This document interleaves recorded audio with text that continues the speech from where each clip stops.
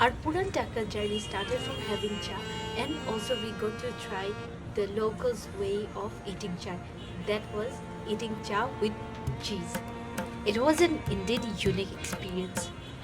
After finishing our tea, we started walking around and looking for our next thing. Here we were passing by restaurants which were grilling sheikh kebabs and fishes. So after seeing a lot of other restaurants where we couldn't get any space because it was so crowded and so full, we decided to have some here, mainly because there was space. Climbing those stairs wasn't a nice experience, but here we are in Puran Dhaka, so we had to of course try some food and try some weird stairs as well. After finding a spot for us to sit at the top, we have now come down to order some food.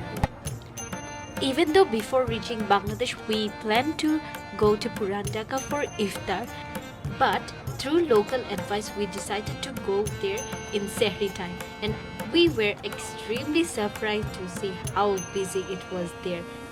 One can hardly tell it's past bedtime. Even though the place is very extremely crowded, some people are very courageous and they decided to enter the place with trucks, with cars, with bikes, with rickshaws.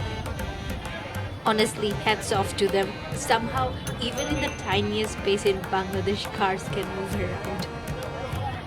Looking at the video, one can easily think that it didn't feel good because it was so crowded, but somehow we actually really enjoyed this. I hail from Sylhet, whereas your dearest Shobabu hail from Feni. Something I really admire about Bangladesh is the unique culture we have across cities. Even in Puran Dhaka, for example, I never knew that there are some people within Bangladesh who would drink tea with cheese. The Puran Dhaka experience was made more mesmerized as we had read a little bit history about Puran Dhaka from the ruling of the Mughals and the history of food. So after waiting for about 10 to 15 minutes, here's what we have got. They presented our sheikh kebab and sheikh fish on platters.